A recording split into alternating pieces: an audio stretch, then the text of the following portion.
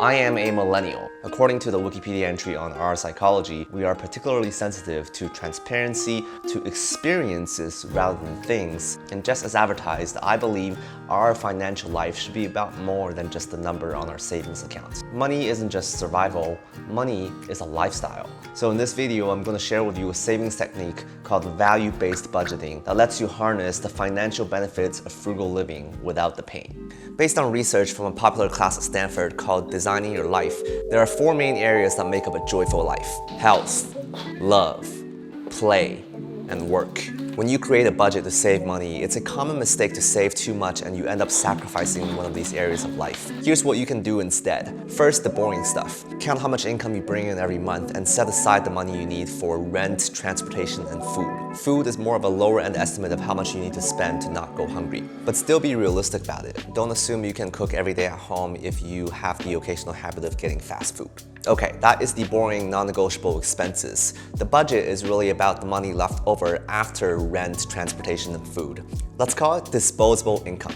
Now, split your disposable income into the 4 areas of life we talked about earlier. I'm doing this for simplicity of demonstration. Life doesn't have to be perfectly balanced. On some months, you may want to focus more on one area than another, but you want to make sure that no area gets overly neglected. Alright, let's dive deeper into health. It's hard to be happy when you're sick, so I want to make sure I invest some money into health. I have it split into 3 subcategories. Activity fees are like gym membership fees, drop-in class fees, or fitness app subscription fees.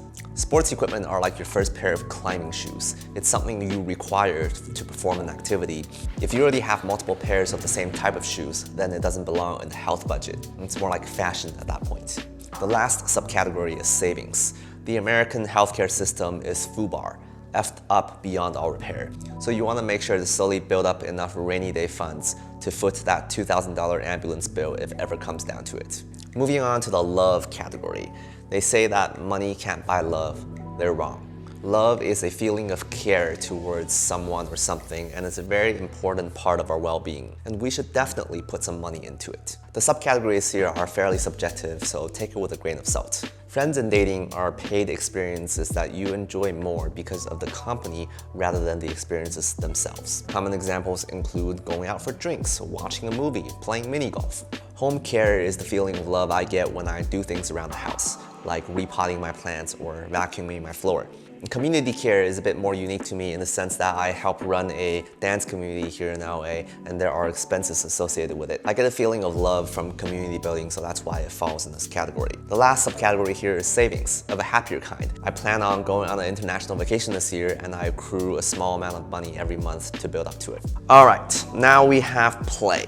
Play is about finding inspiration and self-expression. A lot of personal hobby expenses go in this category. For example, I have dancing, skiing, and fashion. Generally speaking, play is where a lot of people lose control of their spending. You can have all the hobbies in the world, but you don't have to do them all every month. If you find your play budget drying up too fast, you can shift your focus to one of the other categories to balance yourself out. Health is a really good example for this. Let's say you set aside $100 for a yoga class. You actually have to go to yoga class to spend that $100. Time is money, and when your time is occupied sweating in yoga class, you're naturally refraining from spending more play money. The last area of life is work. Work gives your life a sense of obligation and purpose. Aside from your day job, raising a child is work. Building a side hustle is work. Sharing ideas on YouTube is work. We all dream of retiring early so we can do whatever we want. But what are we going to do with all that extra time? Whatever you choose to do may very well become work. It's part of human nature to want to do something meaningful, and you may need to invest some money in it.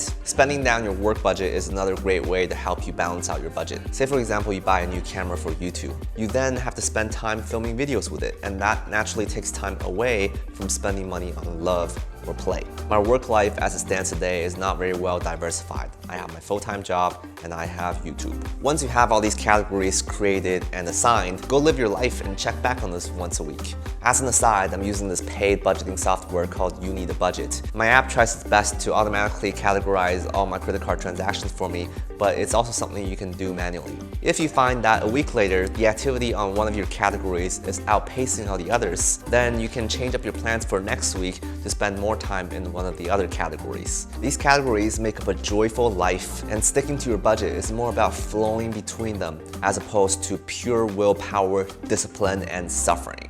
If you enjoyed my frugal minimalism budgeting technique, then make sure to give this video a thumbs up and click on the subscribe button. It makes a meaningful impact on helping this channel grow, and I have so many more ideas about how to live a simple but joyful life. I will see you soon.